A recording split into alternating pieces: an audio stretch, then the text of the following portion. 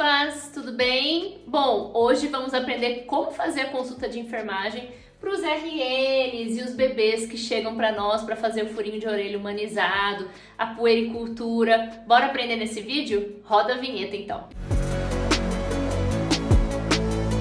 Bora para mais um vídeo aqui do nosso canal. Para quem já é inscrito, beijo grande, pessoal. Obrigada por estarem aqui comigo. Comentem aqui que vocês estão gostando dessa série de vídeo ou não. Falem comigo, mandem dúvidas, beleza? E para quem não é inscrito, inscreva-se, aciona o sininho para vocês receberem notificação de que toda semana tem vídeo novo aqui no canal, tá? Então toda semana tem um conteúdo novo para vocês, beleza? E vamos lá, né, começar a falar do nosso assunto, que é a consulta de enfermagem, então, para o bebê, o bebezinho lá no fundo. Qual que é o primeiro passo da consulta de enfermagem? O histórico. Então, nesse primeiro momento, olha esse slide aqui que eu vou deixar para vocês, nós vamos coletar todas as informações do bebê. Essa consulta que eu tô mostrando hoje aqui para vocês é uma consulta bem específica para o RN. Quem que é o RN? É o recém-nascido, aquele bebê de um dia, né? A partir do momento que ele nasce até 28 dias de vida. Então a gente vai anotar tudo, tá? Tá aqui essa listinha para vocês. A gente pergunta muitas coisas para a mamãe, mas é muito importante que vocês vejam a caderneta da criança. Toda criança sai do hospital com a caderneta. Vejam essa caderneta, tá? Dá uma batida de olho na caderneta, porque muitas vezes, pessoal, a mãe fala uma coisa, na caderneta está outra. O que será que é o dado verídico? Já peguei muitos casos da mãe falar assim, não, ele nasceu super bem, não tem problema nenhum, devolveu o Apgar. 3 e 5, tipo, eita, calma que essa criança é uma criança que precisa de uma atenção maior, tá? Então, façam essa checagem, beleza?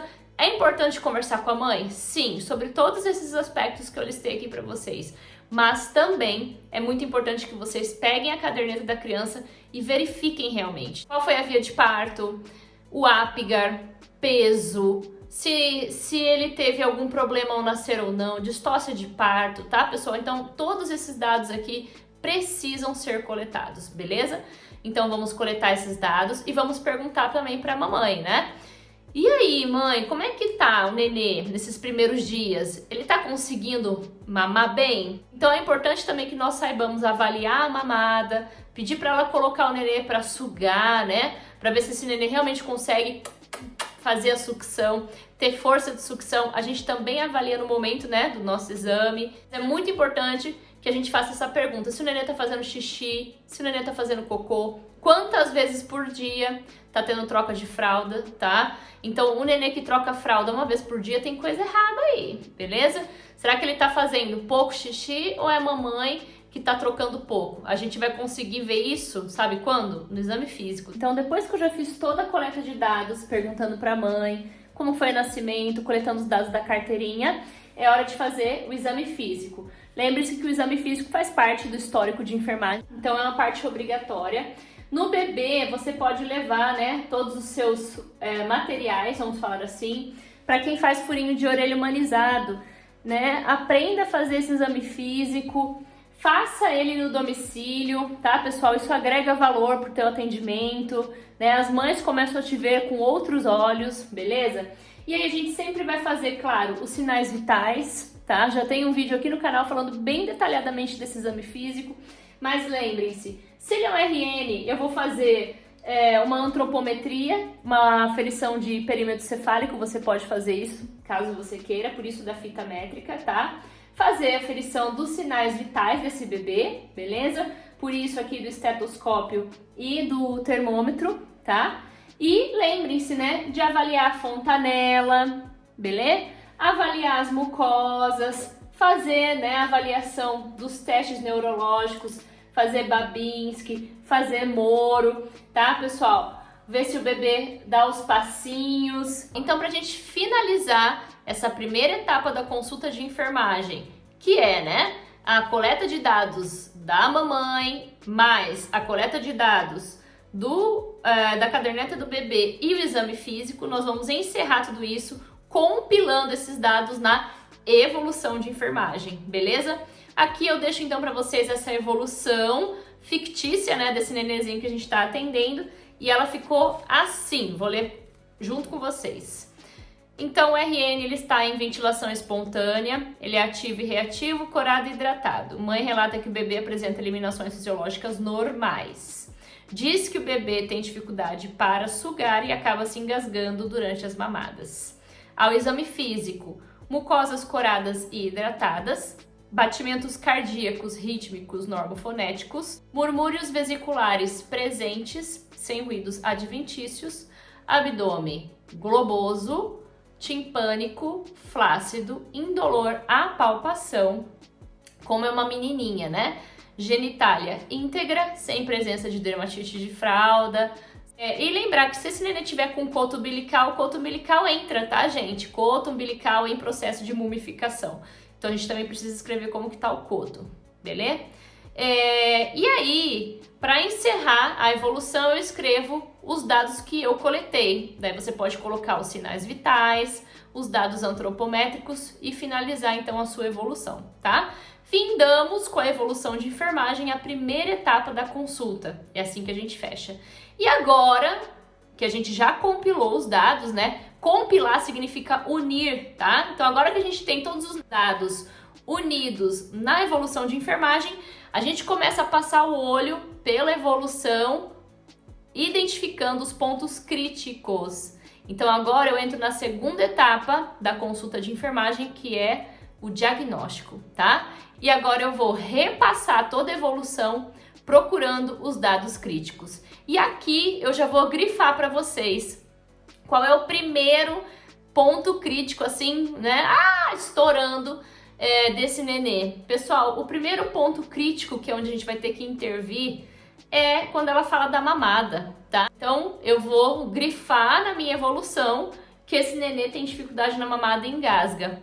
E aí, quando eu identifico esse ponto crítico, que a gente fala assim, eu vou, então, verificar qual é o diagnóstico que mais se encaixa para ele.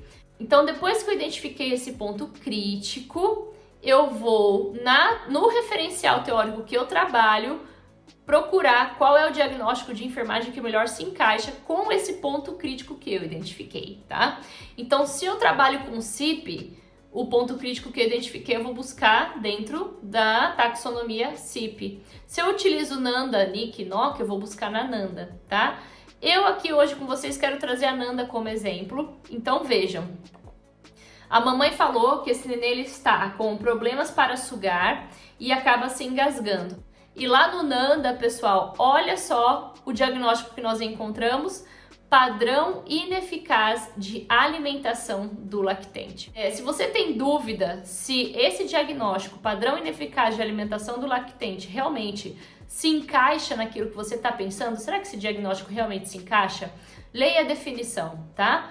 Então, a definição do padrão ineficaz de alimentação do lactente é a seguinte: capacidade prejudicada de um lactente de sugar ou de coordenar a resposta sucção-deglutição, que resulta em nutrição oral inadequada para as necessidades metabólicas. Então, pode entrar como possível diagnóstico? Pode sim, tá? Então, esse momento é o momento que eu vou identificar todos os diagnósticos do meu pequeno paciente, beleza?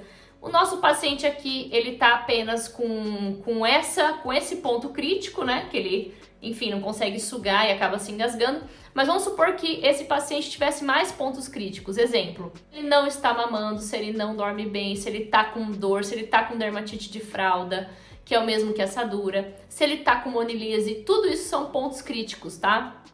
Outro ponto, se a mãe fala assim: mas eu não tô me sentindo bem, eu não tenho vontade de cuidar do nenê, outro ponto crítico, tá? Eu tenho vontade de dar essa criança embora. Tudo isso são pontos críticos. Para cada ponto crítico, nós derivamos diagnósticos de enfermagem. E aí, para um ponto crítico, você pode ter vários diagnósticos de enfermagem para cada ponto crítico. E hoje aqui, então, eu trouxe esse exemplo para vocês. O diagnóstico que nós elencamos é o padrão ineficaz de alimentação do lactente, tá? Então, essa é a segunda etapa, o diagnóstico. Na terceira etapa vem quem? A prescrição de enfermagem. Sabe todas aquelas orientações que nós damos para as mães? Tudo, pessoal. Olha, Não faz com pressa, nem fria nem quente. Olha, você precisa massagear e ordenhar. Tudo isso são prescrições de enfermagem. Sabiam disso? Então é importante que não fique apenas no falar. Nós precisamos escrever, tá? Então eu vou escrever, porque você vai ter sim, né, o seu bem bonito lá, o seu prontuário, seja ele prontuário de papel ou prontuário eletrônico, você vai escrever tudo isso. Vai fazer a evolução do seu paciente, vai colocar o diagnóstico de enfermagem, vai colocar na sequência a prescrição de enfermagem, beleza? As prescrições de enfermagem, se você não souber, você vai procurar tendo como base o diagnóstico. E aí eu deixei um exemplo aqui para vocês, tá? Então, tendo como base o padrão ineficaz de alimentação do lactente, eu posso ir lá no NIC, é para isso que serve o NIC.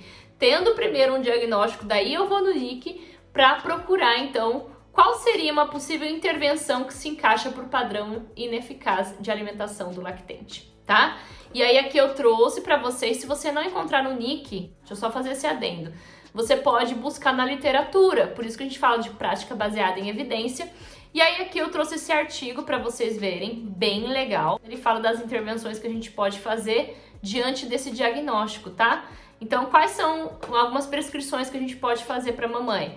Então, orientar sobre o manuseio adequado do leite, monitorar a capacidade do bebê em sugar, e aí você pode fazer esse monitoramento, né?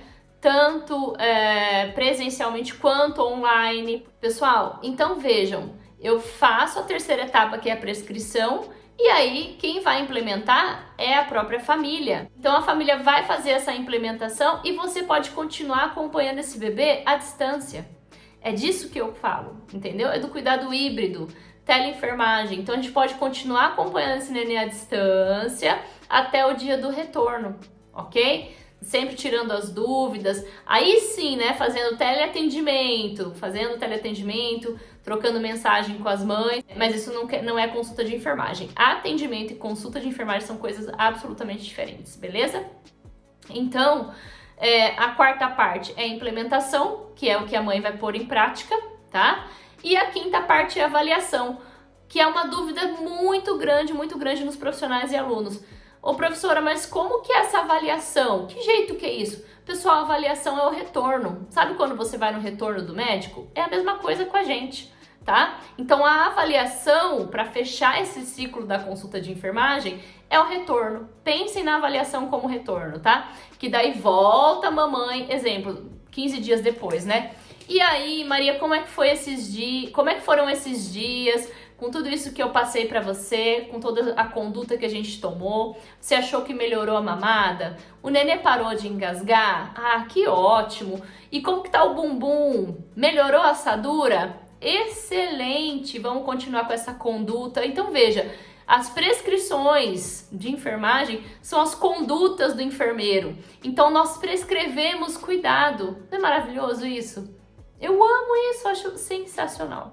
Tá? E aí a mamãe vai dar esse feedback para nós e a gente encerra, ok? Encerra no nosso prontuário, né? No nosso prontuário ou de papel ou eletrônico, falando, né? Do feedback, faz uma nova avaliação, claro, faz um novo exame físico, uma nova evolução, tá? E aí, como eu posso dizer, se encerra essa primeira consulta de enfermagem. Então a consulta de enfermagem, ela finaliza, né? No retorno. Não tem como realmente finalizar ali no mesmo dia. Não é assim com nenhum profissional. Por que deveria ser diferente conosco? Tá bom? Então é assim que funciona. Eu espero que vocês tenham compreendido. Pessoal, se vocês não compreenderam, por favor, falem comigo. Deixem aqui seus comentários. Vai ser um prazer poder auxiliar, tá? Ajudar vocês em tudo que for necessário para compreender realmente como que a gente faz e implementa a consulta de enfermagem na nossa prática, beleza? Então é isso. Lembre-se que lá no Instagram a gente fala muito disso, no @enfapaolafurlan, tá bom? Então é isso, pessoal. Beijo grande, fiquem todos com Deus e até o próximo vídeo. Tchau!